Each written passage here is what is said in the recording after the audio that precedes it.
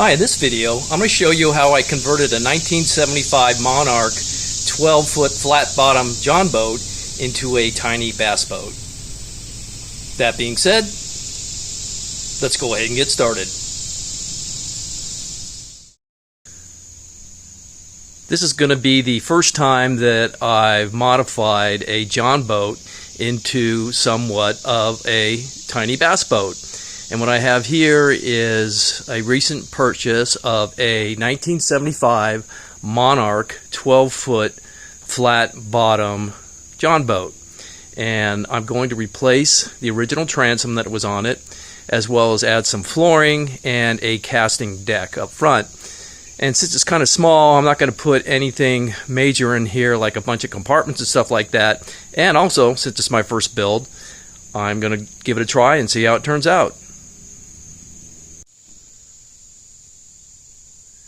Now, this is the first part of the casting deck modification that I'm going to make. As you can see here, I've got that front platform, and I want to keep that because I'll build that up later when I add a fish finder or other equipment. So, since I'm not doing any riveting or welding or anything like that, I had to figure out how I was going to attach this section to the middle seat section. So, the two seats in the Jon Boat are pretty much level, but when you look at this one, it's way off. It's way above the center seat. So in order for it to be level, I need to be just about here, which is just below that lip to attach my casting deck to. So in order for me to do that, I'm going to have to find some way to drop this down to attach the casting deck. So what I decided to do was just take a piece of marine wood, like a 2x4 but a little bit bigger, and drop it down from the inside here straight down onto there, and then drill holes with screws through the top of it to hold it in place, and that will give me a whole flush surface here to do my mounting to. But there is a curve behind there, so it's going to take a little trial and error to get everything to sit right. Okay, this is what I came up with. I'm going to be using 4 stringer supports for my casting deck, which means I have 4 little pieces there, as you can see, and I've numbered them 1, 2, 3, 4, along with each place in the hull that they need to go. And basically I started at about 4 3/4 inches, and then just cut a little bit of the angle to fit in here, so it comes up in here nice and flush, and then I'll run some screws through the top, and then I can put my fence stud attachments on it to run those stringers or support boards.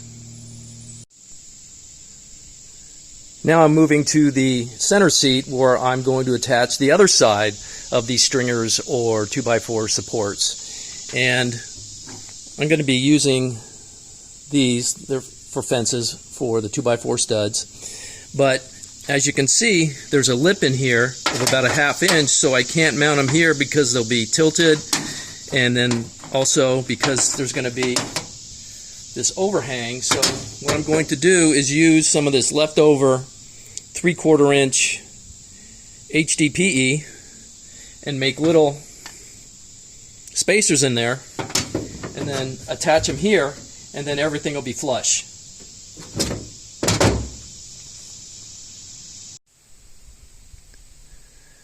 Alright, I dry fit in the first stringer or support, and it's almost perfectly level, which is pretty good considering it's a really old boat and the tools and everything I have to do with this job. So I'm really happy about it, and I'm going to go ahead and finish the remaining 3.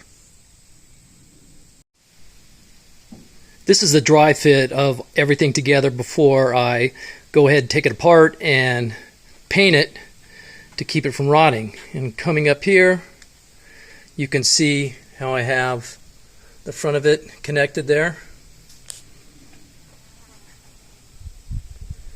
And then here's the spacers with the other connection at the seat.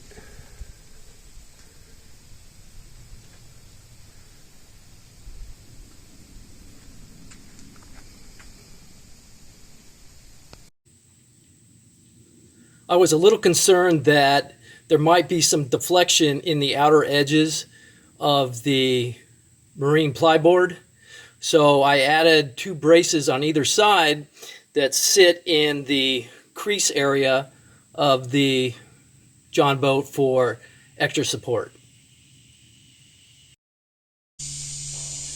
Now that everything has been dry fit with the framing in the front deck section of the boat, I took some cardboard and made a template, and I did that just by taking out the biggest piece of rectangular shaped cardboard, setting it in the center, and then cutting up pieces that followed the contour of the interior of the boat, as you can see with the little sections held together with duct tape. Okay, I cut out a template for the rear flooring area, cutting little sections out for the ribs, and this flooring is also going to sit on top of the ribs, so everything is fit flush. All I have to do now is cut the board for it. I transferred the templates onto the plywood that I'm going to be using and fit it for the Jon Boat. Now, I had to do some extra trimming here and there just to get everything to fit, but it finally did, and the only thing I need to do now is go ahead and put the sealant on it, and then I can go ahead and add the carpeting.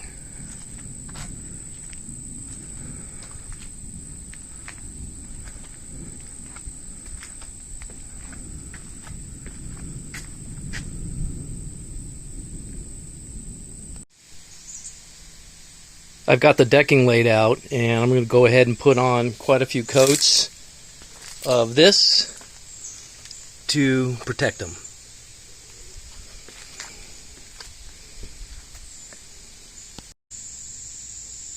I finished the coating on the decking wood and let it dry overnight, and now I've laid it out on my carpet to get the best layout I can and waste as little as carpet as I can. And I want to use a 2-inch border around each piece so that I can pull it really tight, and then I'm going to be using some Gorilla spray-on glue to attach it to the board along with staples.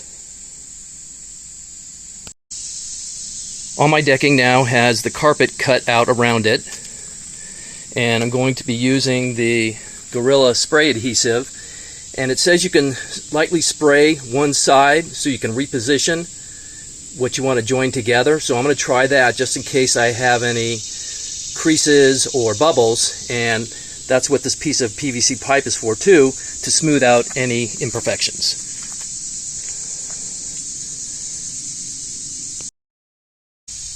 The carpet has been attached to the boards using the Gorilla spray adhesive, and the light coating as suggested on the can worked very well, and so it's all been stapled and everything's ready to be installed.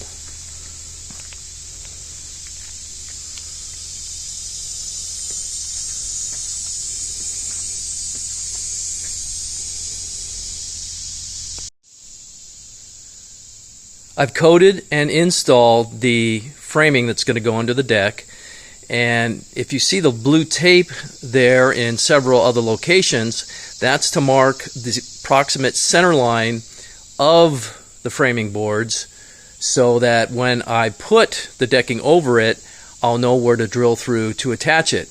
And then if you also look on the little extra side structures that I put in there to keep the edges from deflecting or bending, I have 2 pieces of 3/8 inch cutting board, which will bring those supports flush with the rest of the deck.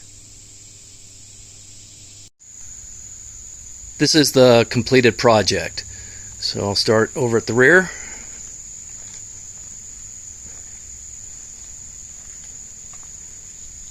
This is all part of the transom that I replaced.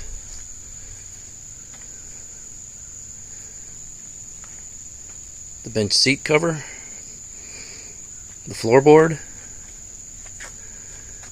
the casting deck,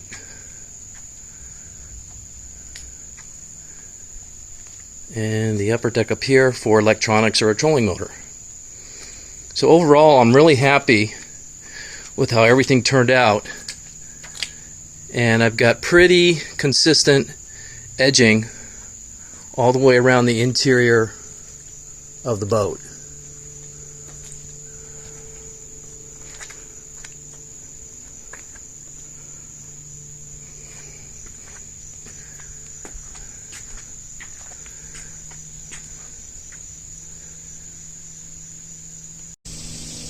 So that's it. If you have any questions, please leave them for me in the comments. Thank you.